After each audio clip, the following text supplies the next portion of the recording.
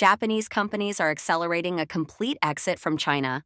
High risk, bad attitude, no profit. China's economic downturn, foreign capital outflow, sluggish domestic demand, real estate collapse, and deteriorating investment environment, coupled with the spread of anti-Japanese sentiment, have caused many Japanese companies to accelerate their withdrawal from China. Recently, a Japanese media outlet compiled a list of Japanese companies that have left the Chinese market. In response, veteran Japanese journalist Akio Yaita summarized three main reasons why Japanese companies are distancing themselves from China: high risk, bad attitude, and no profit. Akio Yaita wrote on Facebook, "Recently, the Japanese media compiled a list of well-known Japanese companies that have withdrawn from China. I was deeply moved after reading it. 17 years ago, when I first arrived in Beijing as a special correspondent for the Japanese Sankei Shimbun, I wrote articles almost every month about prominent Japanese companies entering China. I was often approached by small and medium-sized Japanese business owners who flew to Beijing, hoping I could introduce some promising projects as they were eager to invest in China."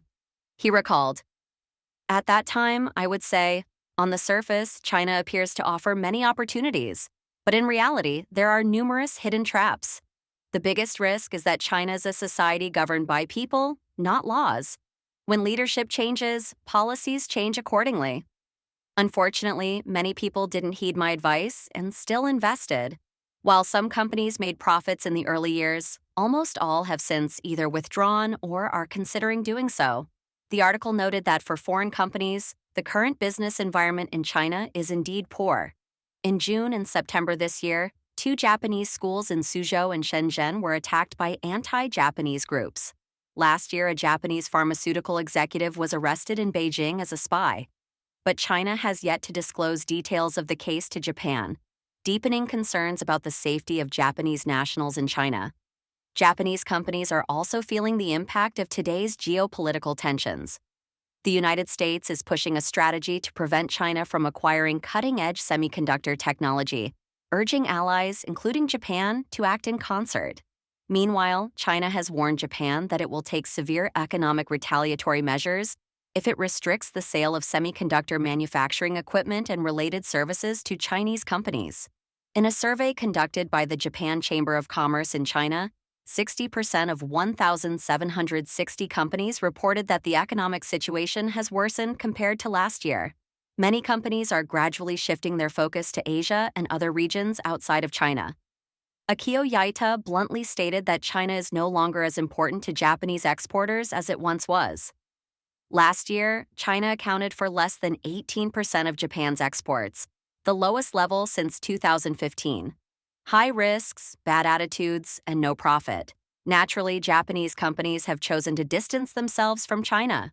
According to a Nikkei report on October 5th, Japan's Ministry of Economy, Trade and Industry analyzed data from a survey of about 5,300 overseas subsidiaries of Japanese companies, manufacturing firms in which Japanese companies hold more than half of the shares, and found that from April to June, Japanese companies' capital investment in mainland China and Hong Kong, in US dollars, decreased by 16% year-on-year. Among Japanese companies' overseas investments, mainland China and Hong Kong accounted for 13.6%, which has been lower than Europe for 2 consecutive quarters. This is the first time since the January-March quarter of 2016 that the share has been lower than Europe's.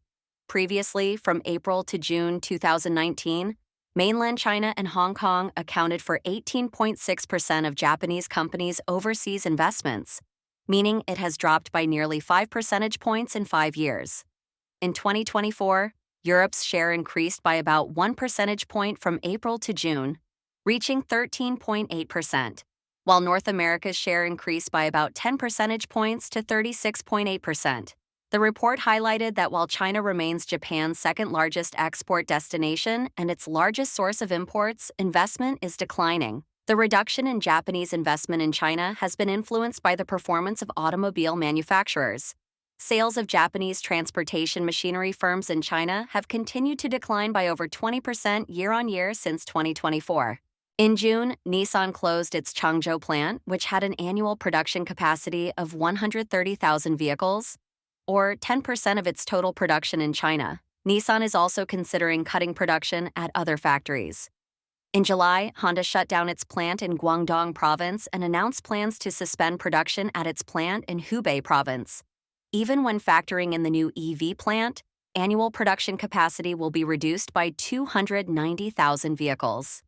In another report published the same day, the Nihon Keizai Shimbun stated that the investment brake isn't limited to the automotive industry. Japan's DIC will exit China's liquid crystal materials business by 2024. China's economic slowdown has intensified competition further. Facing increasingly fierce price competition, Ajinomoto plans to consolidate and sell 3 frozen food factories, concentrating operations in one location. In July, Japan's Shiseido halted the sale of its high-end cosmetics brand Baum in China. Shiseido president Kentaro Fujiwara remarked, "Consumers are becoming more price-conscious, and we may continue to withdraw unprofitable brands."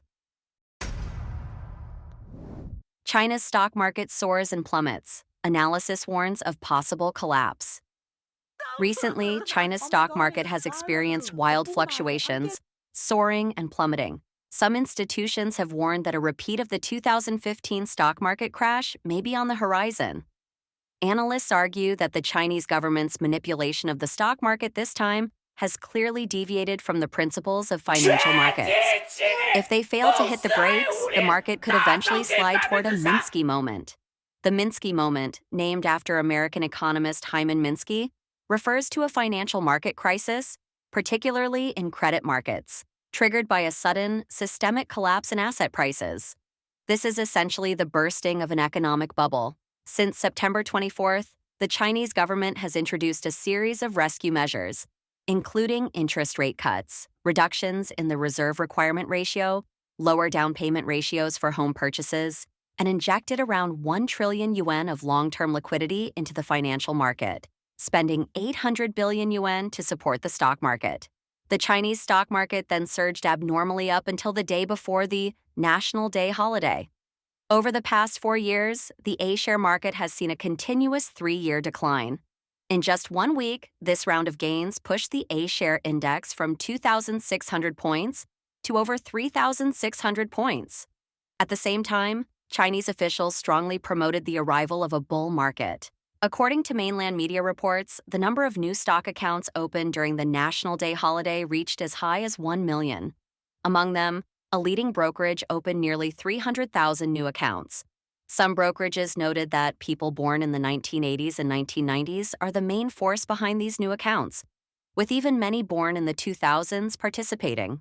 On October 8th, China's National Development and Reform Commission, NDRC, held a press conference but did not announce the trillion yuan economic stimulus plan that the market had been expecting, instead reiterating existing policies, which disappointed many. As a result, both the Hong Kong and Chinese stock markets fell, with investors describing the market as a roller coaster.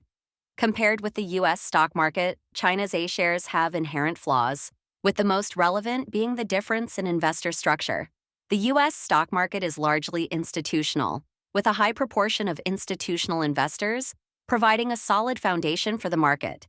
China's A-shares, by contrast, are primarily retail-driven, with a low proportion of institutional investors.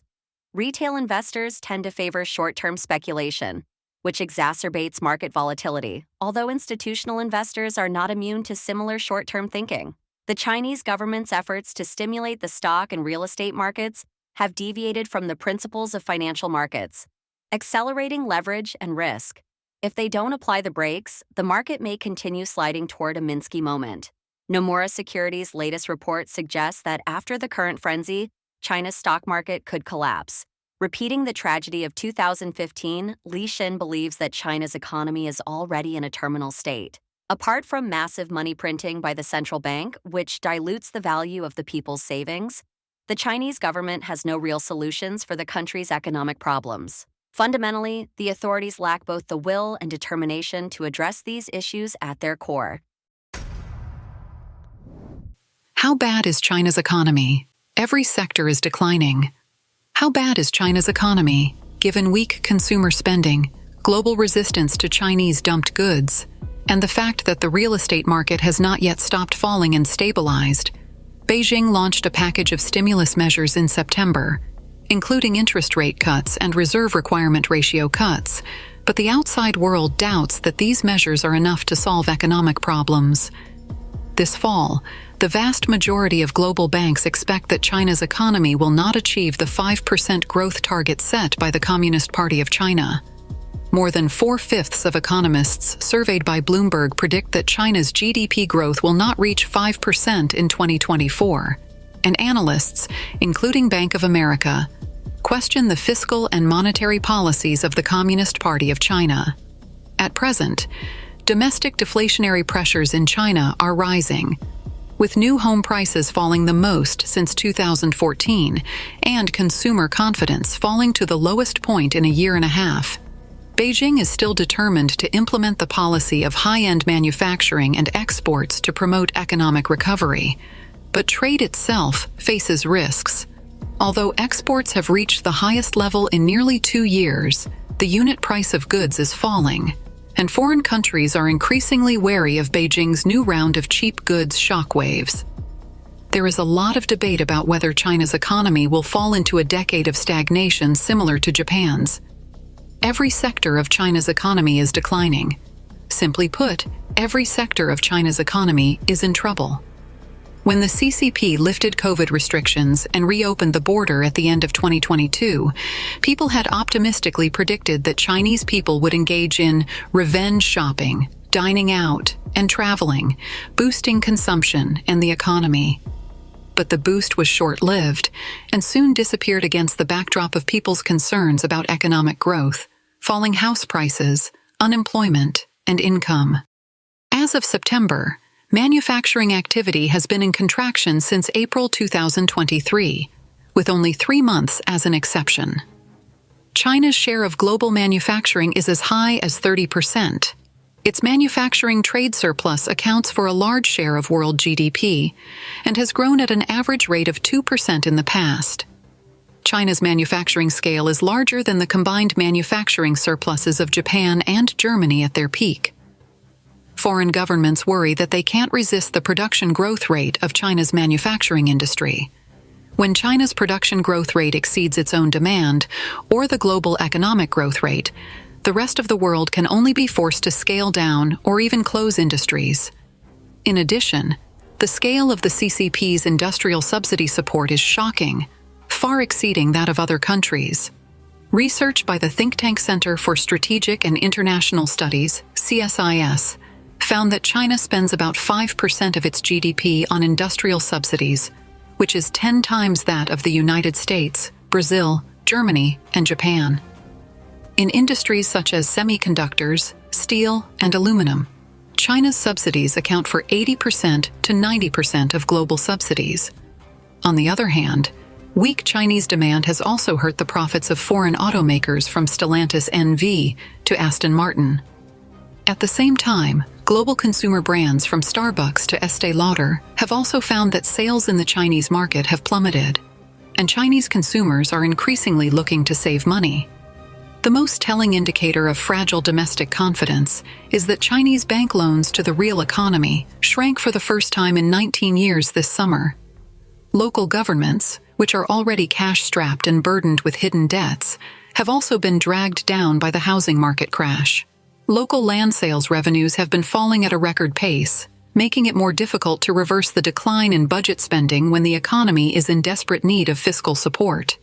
The youth unemployment rate rose for the second consecutive month in August, reaching the highest level this year. This unemployment rate indicator is a figurative indicator that was just put into use after the Chinese Communist Party changed its statistical caliber. International urban explorer Darman Richter told the British newspaper Express that the city has a post-apocalyptic feel that doesn't compare to anywhere else he's been. Even in Chernobyl, you tend to run into other tour groups or see the furniture rearranged by the countless photographers who visited before you, Mr. Richter said. Kangbashi district was utterly untouched, though, and walking through the silent streets was an unnerving experience.